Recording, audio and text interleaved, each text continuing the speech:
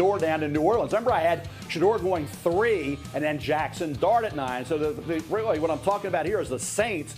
New head coach Kellen Moore.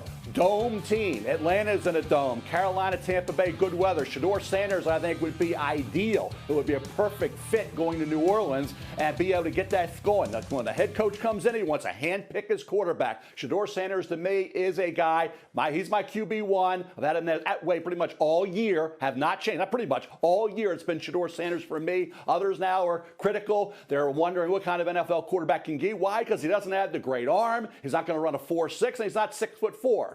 But when you talk about what Tom Brady was able to do in the NFL, Shedeur Sanders will go about his business the same exact way at 6'1.5", 212. So for me, New Orleans, ideal fit. And I think if he gets past there, you get into a bit of no man's land until you get to 21 Pittsburgh, and they may not go quarterback unless it's Shedeur. If it's Shedeur, that would be interesting. Then the Rams at 26. If he gets down to around 18 to 20, do the Giants try to get back into the first round and get him after taking Abdul Carter at pick number 3? RC, your thoughts? Shedeur Sanders, the possibility of him, and again, I'm going to use the word falling here. I mean, being the 9th pick in the NFL draft is still an extraordinary honor, but in this particular case, it would feel that way. What's your reaction? Yeah, I mean, it feels like he's falling, but if you're Shedeur Sanders, to be picked in the top 10 means you've had an extraordinary college career and also evaluation leading up to the draft. The big thing for me is when you think about the Cleveland Browns, you think about the New York Giants, teams that have been burned for reaching for quarterbacks or trading for quarterbacks, you're going to go with the best 2 players, and that is Travis Hunter and Abdul Carter. And if I'm Shedeur Sanders, I want to fall to a team that fits me. On the time, it's accurate. Shedeur Sanders is going to be a very good quarterback in this league, extremely early, if you ask me. But I do believe him falling is not as much Shedeur Sanders not being the quarterback we think he is, but other players being very good and other teams having needs in between 3 or in between 2 and 8. So Young Fielding and Mel and I do the First Draft podcast together twice a week, and so we have these conversations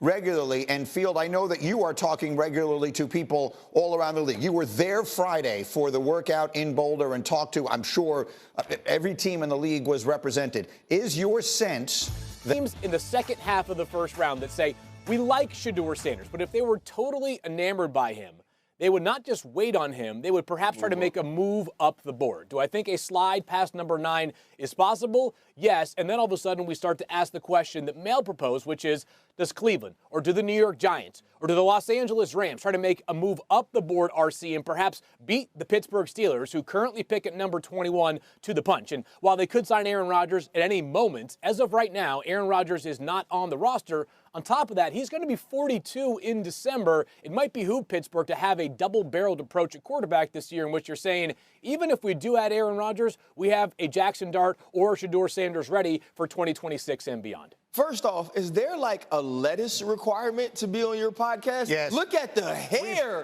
on these 3 dudes. Yeah, we've made that. We've made that Soak observation. it in, baby. What's actually happening is that since Field got sort of elevated into this role, he's morphing into Mel. He's just becoming Mel. Jr. I love it. He is. If we put a pair of glasses on him and got him a piece of pumpkin pie, no one could tell them apart. Okay, but go ahead. Yeah, nobody likes pumpkin pie but Mel, by the way. Also, when you think about Shedeur Sanders and falling, I do believe what Field is saying about if he gets past that 9 realm, I think it's going to be a game of chess. If you're the Pittsburgh Steelers, do you move up, even if you have an Aaron Rodgers in the building? Because that team has to get their quarterback of the future at some point, Field and Mel. And the other piece of it is, to me, it's about being patient. If you're one of those teams who pass on him early and you're not in love with Shedeur Sanders, how do you play the game of whether or not he's a good enough quarterback to lead you early? And I think this is going to be the story of the draft. The entire night when you're sitting there on Thursday, Greeny, you're going to be asking, when is Shedeur Sanders going, especially if he gets past 9? And then the next level of questions becomes, how much separation do teams perceive between the top level of quarterbacks, what we consider to be the top level of quarterbacks, and the next wave, which is where, hey, Kuiper, you did something I didn't think you could do. You shocked me with this thing.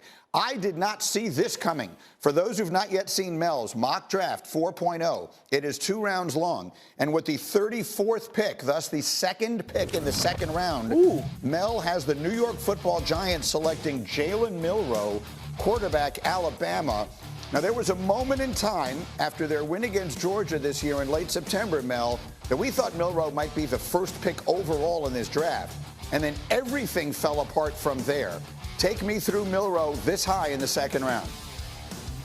It's all about talent, Greeny, with Jalen Milroe. I think I text people in the league, right? I text a good friend of mine in the NFL. It says it's too high for Jalen Milroe early in round 2 in this mock. He said, no, it is not too early for Jalen Milroe. Why? Because of the skill set. You talk about the size. You talk about a rocket arm, right? You talk about tremendous speed. This kid is a great running quarterback. And he had a phenomenal game against Georgia, the Georgia Bulldogs and Kirby Smart. Had he been able to bottle that game and carry it through the rest of the season and been consistent and not erratic, okay, and not off his game in terms of accuracy, short, intermediate, and even deep, then all of a sudden you're looking at a top 10 pick in the first round. Jalen Milroe comes to the Giants, right, where you need to have the arm playing in New York. You know, you got that Washington, Philadelphia, right? You got all that going on in that division. You think about where the Giants are.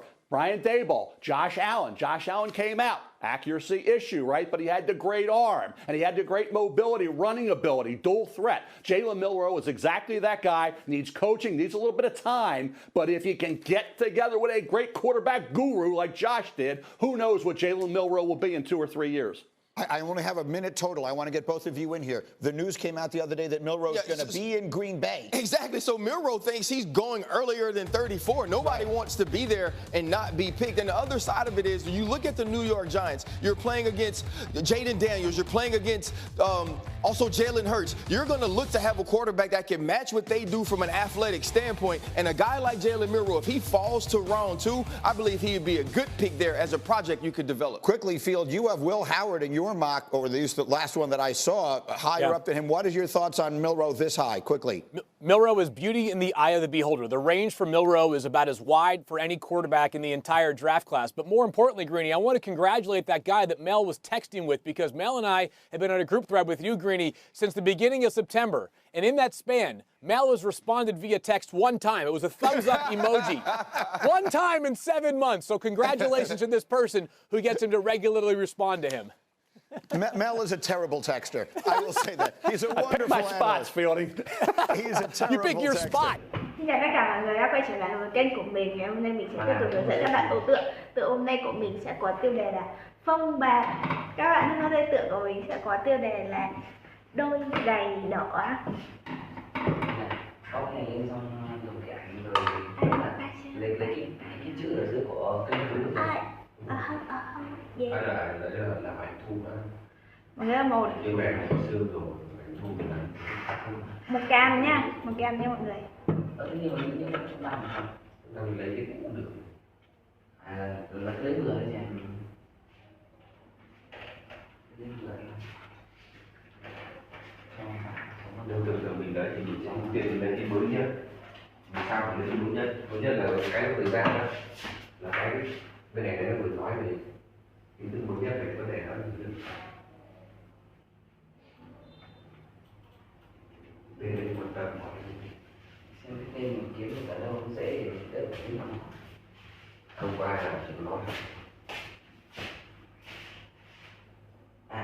Nếu mà không được thì là mình vẫn dán cái tên của cái ông America thì để lên YouTube cho anh nhìn. Rồi mình để cái tên của trên đây. Mọi người ơi, đây là một cam nha. Đây. Đấy thì nó có những tiền đề.